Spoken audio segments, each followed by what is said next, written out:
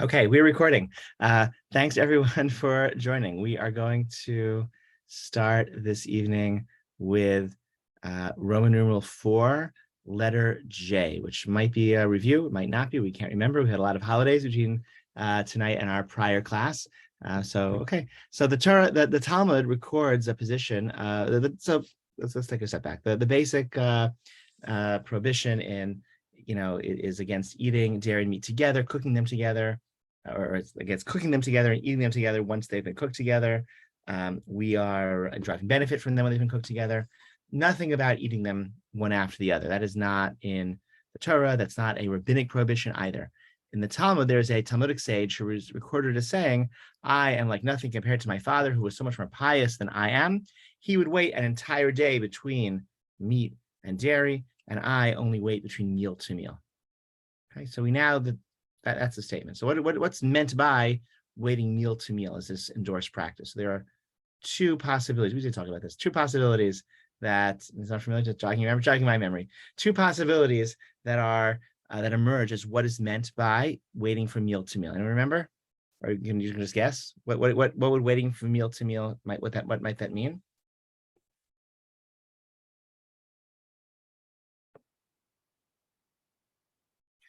How about waiting 6 hours, the amount of time between a typical meal?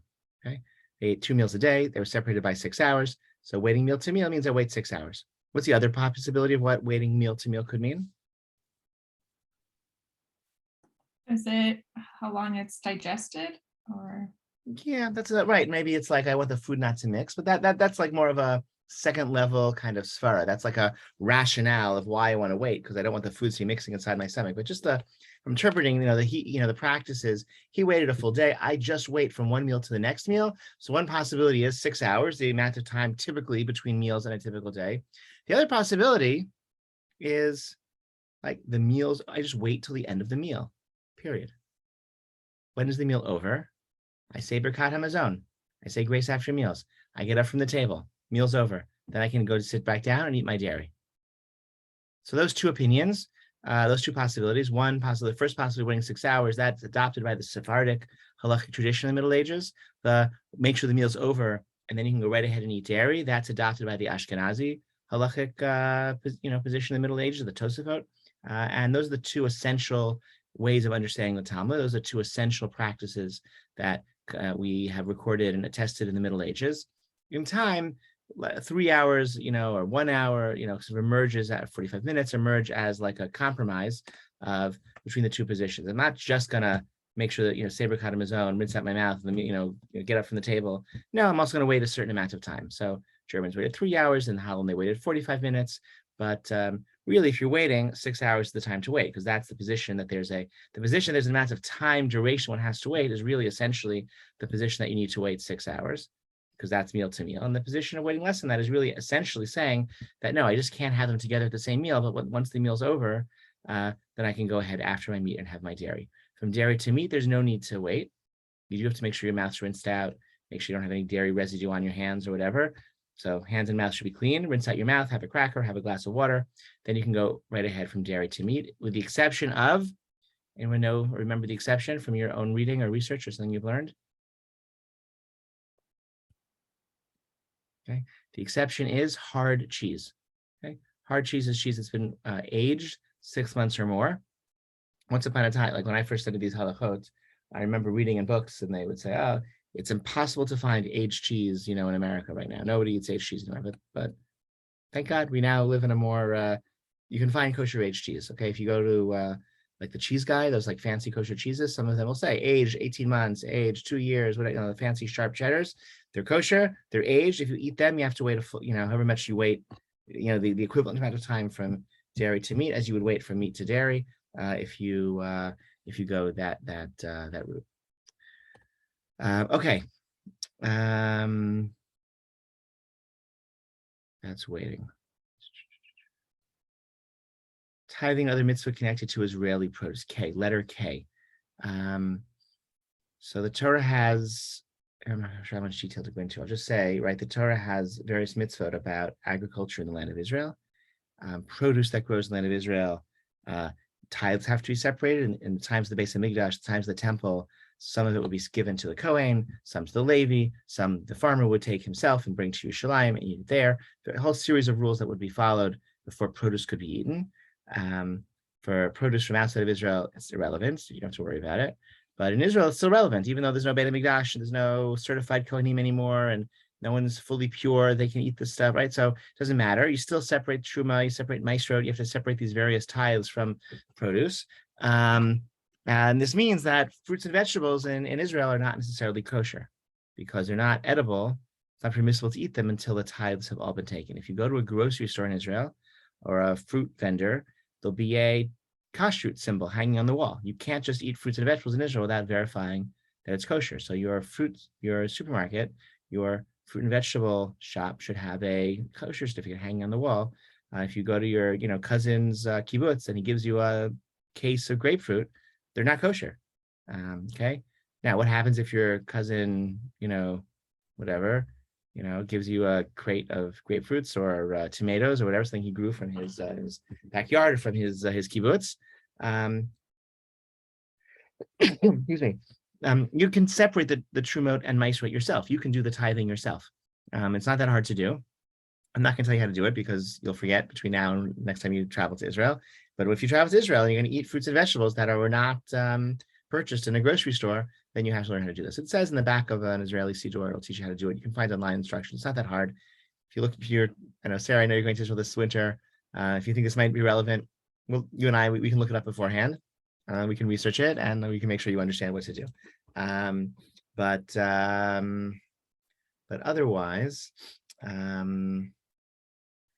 just know you have to listen. There's like an extra level of scrutiny that you have. Okay, the way it works in Israel is that this is done at the wholesale level. So all the fruits and vegetables that are going to come to a supermarket or grocery store, it's generally already taken care of at the wholesale level before it gets to the consumer. So that's why you really don't have to sort of take care of it there. But you should check to make sure your grocery store, in the produce section, there should be a little kosher symbol hanging up on the wall. And if not, you can ask to see it. And if not, don't buy it. And if you find Israeli produce for sale in America, which happens a few weeks a year, certain things, sometimes peppers, sometimes tomatoes, sometimes citrus. So yeah, so you should. It's worth it's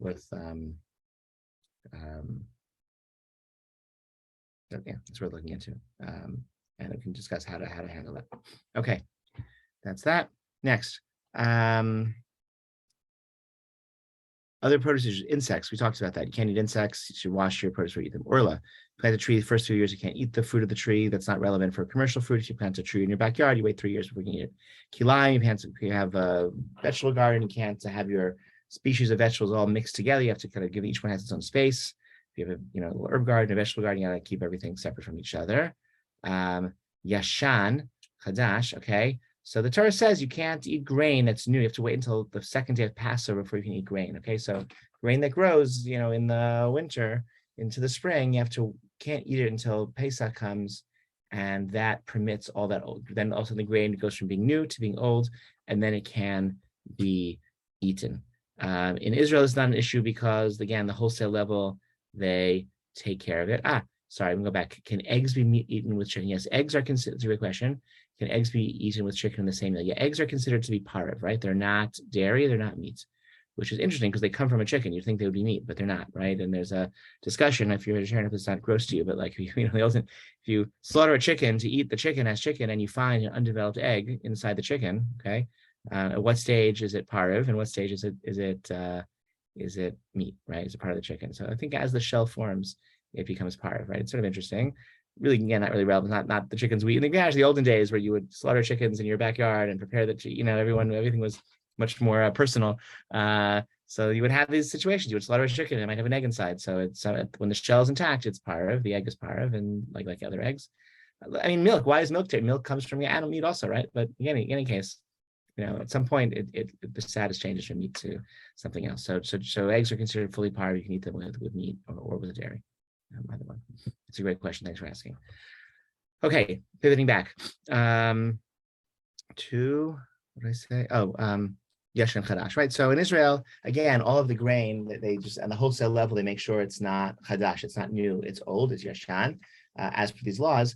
And in outside of the land of Israel, there's a 1,000-year-old or 800-year-old tradition.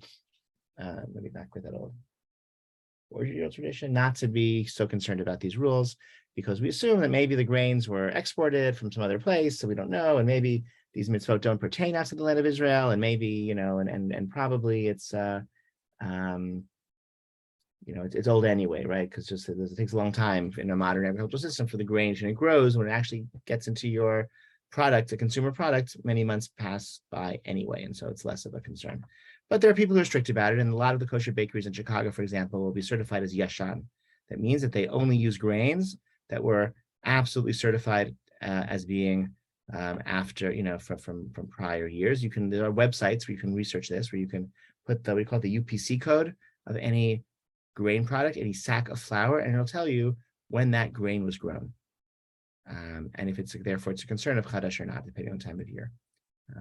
We had a guest who came, spent Shabbos with us, and the time of year he came, it was the time of year when this would be an issue, where there was, I think there are 2 crops of wheat that we grow in the United States now. And so like one of the crops is relevant because it's after Passover, the summer, right? And it's the several months where that's the source of the flour that's in the stores. And so we made challah for him from, so he says he's gluten, he acts as though he's gluten-free. He doesn't eat wheat during those months. And for challah, he uses matzah, or I think we bought flour up at Jewel, which was certified Yashan flour. So again, for hundreds of years, Ashkenazi Jews have not been concerned about this based on this rationale of, we don't really know where the wheat is from, and maybe it's from here or there, but it's not a terrible thing to be strict about, because we actually can find out precisely, right? Any product in the grocery store, you can find out precisely when that flour, grain bread product was wheat in a field. So, okay. Challah, right? In the times of the Beit HaMikdash, piece of dough. Every time you made dough, you would separate some of that dough and give it to a kohen.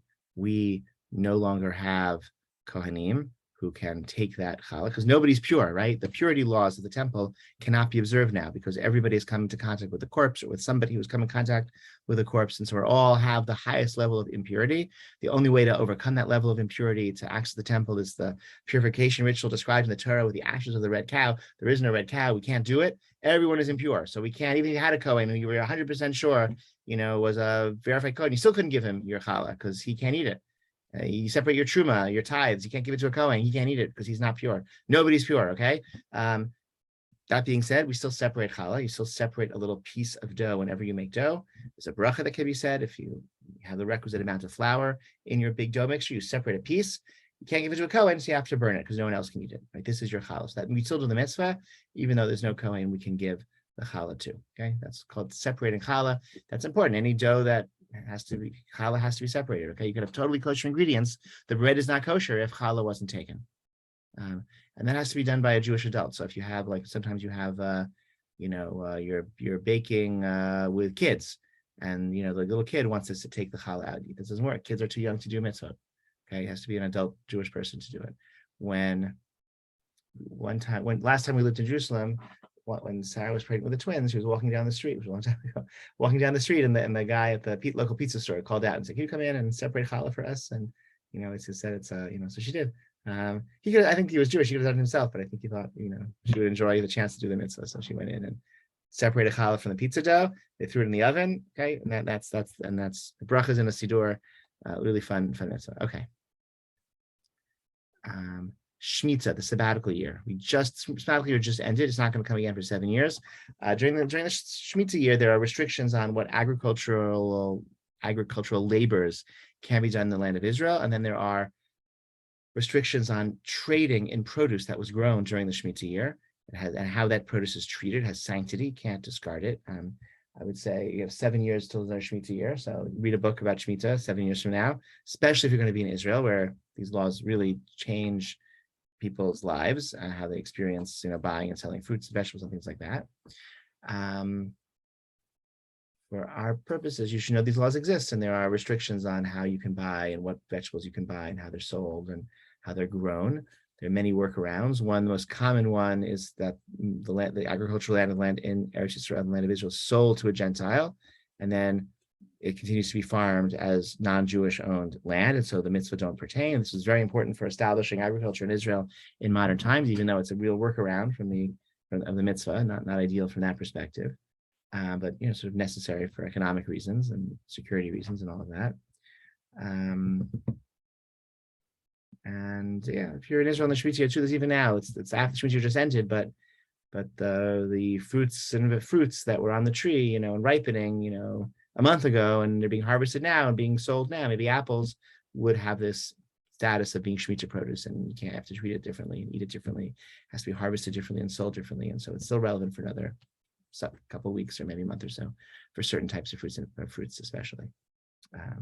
So again, you should, 7 years from now, you should read up on that, especially before you're. I guess Sarah, in Israel this winter, you might want to read up on Shemitah. Okay, Rimon's book I think is on that syllabus, and good book to read, and it might be. Are there relevant food rules for the 49th Jubilee? No, good question. No, there are not. It's a great question. The Jubilee year isn't really marked actually anymore, because the Jubilee year, unless all the Jewish people with all the tribes and living in the land of Israel, that the Jubilee year is not observed. Shemitah is observed even without that, at least on a rabbinic level. And so that's a great question. Okay. Tefillat Kalim. Okay. Tefillat Kalim is immersing pots and pans and forks and knives and things like that, vessels, in a mikvah prior to use. This is interesting because it's sort of like if they've been made by non-Jews. So this is interesting because it, to me, speaks, it's like almost, I understand it, or I sort of think of it almost like a conversion ceremony for your pots and pans, right? The things that are used in a kosher kitchen also have to be Jewish. So if a Gentile makes a pot or a pan or a fork, you got to bring it to the mikvah before you can use it, okay? So that doesn't affect the kashrut of the food. It's a separate mitzvah to immerse these things in a mikvah before they're used. Again, if they were made by a non-Jew. There's some who say you can be more lenient, and now, things are made by a factory. Is it really made by a non-Jew? If it was, purchased in a factory, made in a factory, then no individual actually crafted the object, but our custom is to bring it to the mikveh anyway, and we say the bracha before immersing these items. Metal items and glass items we immerse. We don't say a bracha. It's unclear if they require it. Immersion, metal certainly does. So we do say bracha when we immerse metal. Some are lenient with porcelain, very totally glazed china, that they don't have to be immersed, which saves a lot of time if you, for example, just got married and have a whole new set of dishes, right? It doesn't need to be immersed. Our shul has a kelim mikvah, a mikvah for kelim, a mikvah for pots and pans and silverware. It's connected to the person mikvah right around back, and you can bring your things there during the day, and you go a side door and you immerse all your things in that kelim mikvah. Interestingly enough, somebody converts to Judaism, all of his or her, it seems that she doesn't have to bring her thing, right? All of her pots and pans in her, right? She's, conversion candidate is keeping kosher usually pretty strictly, right? But prior to her conversion, she has 2 sets of dishes, she has 2 sets of forks and knives and everything. She's a whole kosher kitchen she's been using for a while. But they were all owned by a Gentile because she was a Gentile as a conversion candidate. She goes to the mikvah, she becomes Jewish. It's as though we don't make her then immerse all of her things at that point, which is interesting, but that seems to be the halacha. So, sort of like when she goes to the mikvah, she sort of converts with her, okay? But anything she gets afterwards that somebody gives her or makes for her that she purchases, bring it to the mikvah before you use it, okay? And it's really easy to do that here. Okay, next. And what is a reliable hechsher? So I'll give you some reasons. So hechsher writes kosher certification on products. Products that are made in industrial processes really should be certified kosher, because so many possibilities of contamination and ingredients from all sorts of non-kosher sources and contamination in the manufacturing process. So for things that are commercial products that are made in the products of industrial food, should really be certified kosher. Reliable kashrut requires both strong knowledge of the halacha of Jewish law and also real expertise in industrial food manufacturing processes, right? You have to know that really well. And then you also have to be competent. You have to have a system of inspectors in place who are looking at inventory, who are looking at, the ingredients as they come into the factory and making sure that there's no room for any shenanigans, okay? A non-reliable kashrut agency is one either where they have some renegade halachic positions that we might not want to rely upon, or that the other agencies don't want to rely upon. So maybe that agency has a bad reputation. Two, you could have a agency which is good in its standards they're trying to apply, but they're not competent. They don't have systems in place to like reliably actually supervise. They're not providing the supervision. They have standards, but they're not there where they need to be as often as they need to be to actually ascertain and to demonstrate and to prove, to know with confidence that their policies are being followed. You have some who are just scoundrels, so they're just taking money from companies to provide supervision and they're not really doing much at all. So all those things exist. So Shul has a list of like reliable agencies. Those are, they have mainstream standards. They're like reliable, trustworthy people, and they have enough of a system in place to be, provide adequate coverage over the, the products that they claim to supervise. Okay, let's start letter Roman numeral 5, and we'll get this.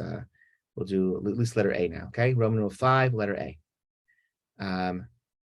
There are 3 forms of slander, and the rubric of slander, forbidden things to say, and they are in increasing order of. Well, I guess the first one not even on this list is richilut. Richilut is something which is true and not necessarily harmful. It's just gossip, and there's no reason for anyone else to hear it. And you shouldn't be, like they say, great people talk about ideas, and mediocre people talk about events, and base people talk about other people. Okay, so richilut, that's the first threshold, first level of like things you shouldn't say. Not harmful, not derogatory, and it's true, but there's no reason to say it. So-and-so is getting a divorce, so-and-so, look at their big new car, what do they do with their car, whatever, it's not derogatory, it's not harmful, but like, why talk about it? Why talk about other people? No reason to, okay? Next is Lashon Hara. Lashon Hara, bad speech, is speech that is true, but it is derogatory or damaging, okay? And that's generally forbidden to say that. Motzei Shemra that's true slander, that is false and derogatory or damaging. Okay, that's obviously much worse. So-and-so is a thief. He's not a thief. That's Motzei Shemra. Okay, so-and-so was really, really late to our meeting today, which was the 5th time in a row he's been late to my meeting. That's true, but it's derogatory and damaging. You really can't say that. That's Lashon Hara. Okay, anything that is derogatory or damaging about another person should not be said, even if it's true. That's Lashon Hara. If it's not true, Motzei Shemra, slander, that's like obviously bad, okay? And if it's not derogatory or damaging, then it goes down to richilut, just the gossip, which is just not great to say. The main exception is Tuelet. Tuelet is the other person needs that information. You're buying a used car from Harold, you should know Harold is not so trustworthy, okay? You have a reason to know that. You scheduled a meeting with Harold. He always comes late. You have a reason to know that. Like, don't be frustrated, or bring a book with you when you're waiting for him. He often comes late, right? It's derogatory, damaging, but there's a reason for you to have that information.